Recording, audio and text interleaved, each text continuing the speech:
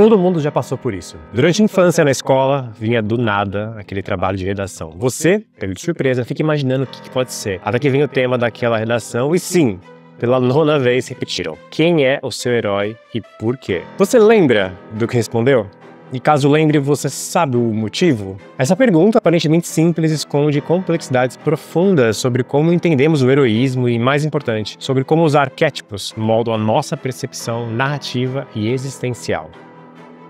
Começando da palavra em si, a palavra tem origem no grego, e as associações da origem dessa palavra vão para esse lugar de descrever a bravura, a coragem, a força, ser valente, proteger e por aí vai. Mas não há um consenso definitivo disso. Independentemente de um significado ou outro, o que sabemos é que na Grécia Antiga havia histórias de herói. E que o herói mais famoso começa justamente com H-E-R. Pois é, Hércules. E esse rapaz é sim lembrado por sua extrema força e seus atos extraordinários. Mas você sabe o que ele estava fazendo tudo aquilo? Os seus famosos 12 trabalhos não são aventuras épicas por glória, por conquista. São penitências. Não era para proteger ninguém ou por gostar de briga, mas por conta de uma maldição, um fardo que foi colocado sobre ele. O motivo? Inveja da mulher de Zeus, que não gostava nada de saber que havia um filho dele andando por aí e que esse filho não era dela. Esse herói arquetípico não tá lutando contra um mal supremo, não tá salvando o mundo. No fundo, o Hércules está apenas carregando uma bronca, uma dívida que vem da madrasta, que na verdade mesmo deveria ser do seu pai. Ele ganhou do pai a super força e tudo mais, mas ele principalmente ganhou uma incumbência. Essa é a herança dele. E é justamente essa outra palavra, que também começa com as mesmas iniciais, que define nosso primeiro ponto sobre esse arquétipo. O herói é um herdeiro. Ou seja, o herói pode herdar um nome, um poder, um título, um objeto mágico, mas, acima de tudo, o que ele herda é um fardo para carregar. E com esse primeiro ponto, chegamos a ele, o nosso modelo para o arquétipo do herói, Truman Burbank. Protagonista que não queria ser protagonista de Show de Truman. Um show que ele carrega nas costas, uma incumbência que ele recebeu, que ele herdou. O Jung fala que o herói personifica o fardo da ancestralidade, que ele herda conflitos não resolvidos do inconsciente coletivo, como traumas sociais e culpas geracionais. No caso do Truman, ele não herda apenas a notoriedade, ele herda o olhar do mundo inteiro, um holofote que, sob aparência de cuidado, na verdade se revela uma prisão. A princípio, Truman pressente fendas sutis da encenação. Um projetor cai do céu, uma transmissão de rádio que descreve cada passo seu.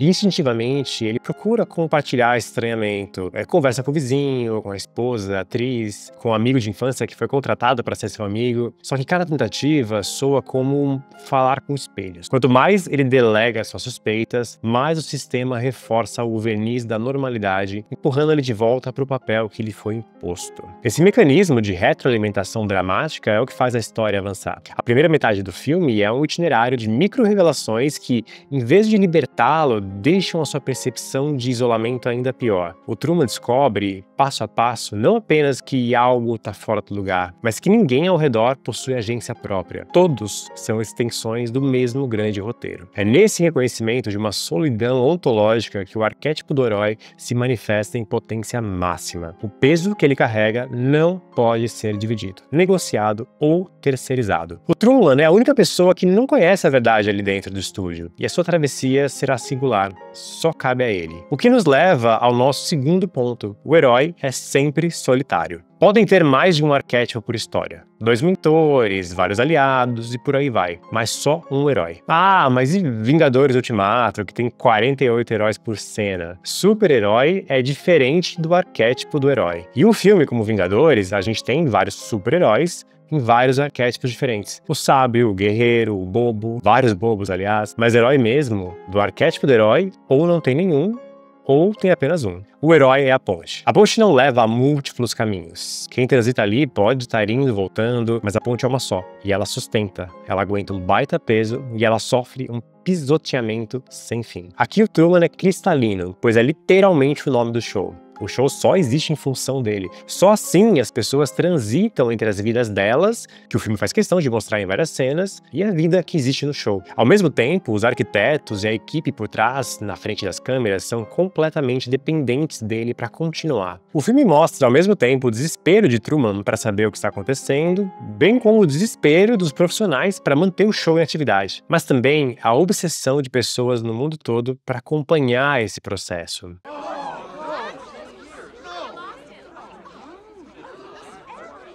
Em teoria, numa obra de ficção, essa ponte é uma única. Nós assistimos, nos envolvemos e saímos de volta para o mundo real. Mas, quando falamos de um reality show, e mais ainda, quando o show é sobre um só homem, a ponte vira de mão dupla. A realidade começa a depender da ficção, que depende de um homem que não sabe que é ficção, mas o coitado permanece sendo a ponte. Essa via de dimensões espelhadas e empilhadas é a base da figura do herói. No livro O Arquétipo e Inconsciente Coletivo, a obra inaugural desse conceito por Jung, tem uma parte inteira intitulada de Criança-Herói. Se você já for visitar um recém-nascido, é fácil entender. Fica todo mundo ali quase hipnotizado pelo bebê, observando cada pequeno gesto e achando tudo o máximo. Tanto Jung quanto outros pensadores apontam esse arquétipo da criança-herói por conta dessa relação entre a total insignificância, tamanho, capacidade, poder físico e a supremacia, o potencial de atenção e a percepção de valor. Aqueles clichês de que o recém-nascido guarda o mundo, que as crianças são o futuro, a esperança,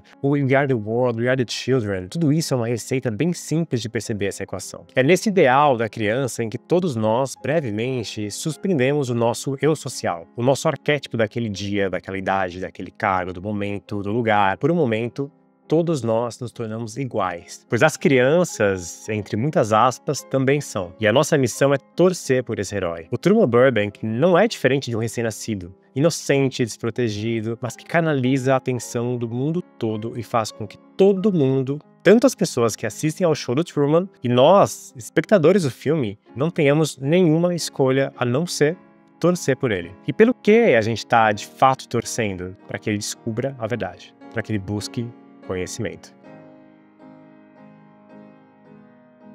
E esse conhecimento não é um conhecimento no sentido escolar, não é absorver informações por si só, passar no vestibular. É um conhecer mais amplo. E como todo bom arquétipo, não se limita a uma só opção. O conhecimento pode ser da realidade falsa à sua volta, como é o caso de Truman, de Matrix, pode ser de uma mentira, de um pecado, um segredo, como Édipo, quando descobre quem é a sua esposa, sua mãe e o que ele fez com seu pai. E um dos melhores exemplos, e que muita gente deve conhecer um pouco pelo menos, vem da religião, da história de Jesus Cristo.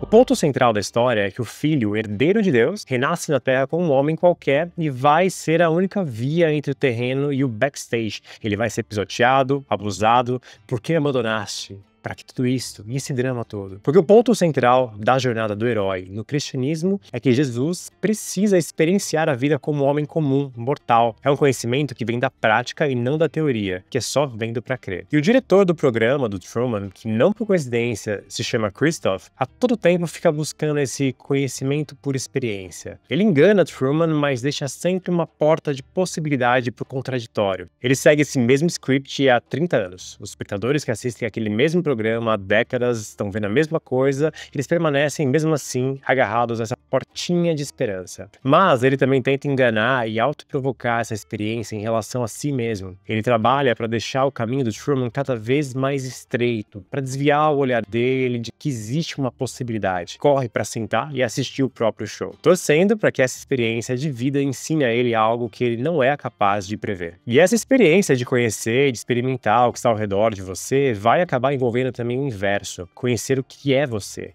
Quem é você? No momento de crise, de revelação da verdade, de tentação, sabe aquele ditado? A gente só conhece verdadeiramente alguém quando algo de ruim acontece? Pois é. É muito importante lembrar que o fantasma deste herói no filme é o desaparecimento que ele sofreu na infância, o desaparecimento do seu pai. Ainda criança, forjaram uma situação em que o Truman perdia seu pai em um acidente no mar. Esse trauma é o que garantiu por muito tempo a barreira interna, para o Truman não ir além das águas que cercam o estúdio onde ele mora. E é bem quando o nosso herói Truman avança rumo ao descobrimento da verdade e parece que vai vencer esse trauma e essa barreira, que a equipe do programa usa uma cartada para manter ele preso por mais tempo. E qual é a cartada? O personagem do pai. Eles forjam um reaparecimento do pai depois de décadas. E o pior é que parece que o truque funciona. Por um momento, toda essa sede de conhecimento que o Truman tinha desaparece. A equipe do programa diz: agora ele vai conhecer as suas origens, porque ele está com o seu pai. Agora ele vai saber o que aconteceu com o pai naquele dia, depois de todos esses anos. Agora ele vai reforçar o trauma de que não deve mesmo ir contra a sua fobia do mar. O mundo inteiro assiste, com essas mesmas dúvidas roteirizadas borbulhando na cabeça, com os olhos vidrados, querendo saber quem é Truman de verdade. O que importa ainda mais que Truman vai descobrir a verdade? Quem é Truman de verdade? Como será que ele vai agir agora, no momento extremo de crise, quando absolutamente tudo conspira para que ele pare? Mas o herói não será verdadeiramente herói se ele não for até as últimas consequências, mesmo que ele precise perder a vida no processo. Truman enfrenta o mar sozinho. Em um ataque de fúria divina e típico da mitologia grega, jogam chuva, vento, ele quase se afoga no processo, mas ele continua. E enfim, chega aos limites do mundo, que é tudo que ele conhece. E após ter vencido todos os maiores desafios que um herói pode enfrentar, ter aberto mão de tudo, ter superado traumas, medos, manipulações, confusão e a própria natureza, ele ainda tem uma última via à sua frente. São 2 caminhos. Ele pode retornar para tudo que ele sempre conheceu, ou ir em frente e atravessar a porta. E dizer fim para a própria história.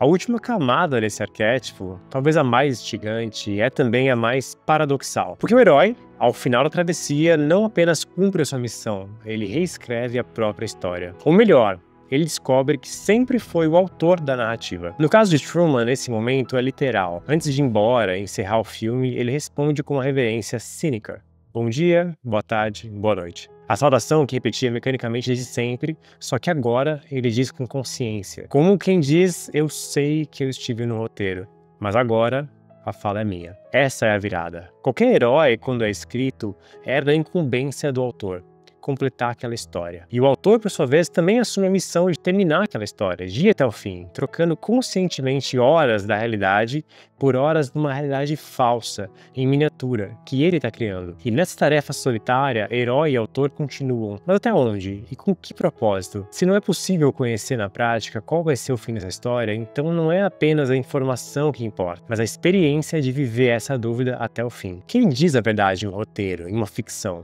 O criador? Ou a criatura? É o herói que diz apenas frases cínicas, enquanto o autor, em pessoa, profere as frases memoráveis, aquelas dignas de serem citadas, espalhadas por aí? Ou será que o autor é mais verdadeiro nas palavras que saem na boca do herói? Quem realmente está falando ali? Quem é a pessoa verdadeira? Quem é Truman? O True Man? Essa jornada do herói é a jornada do escritor. É a experiência de fazer nascer, de viver, de experienciar e então morrer, dizer fim. In case I don't see ya, good afternoon, good evening, and good night.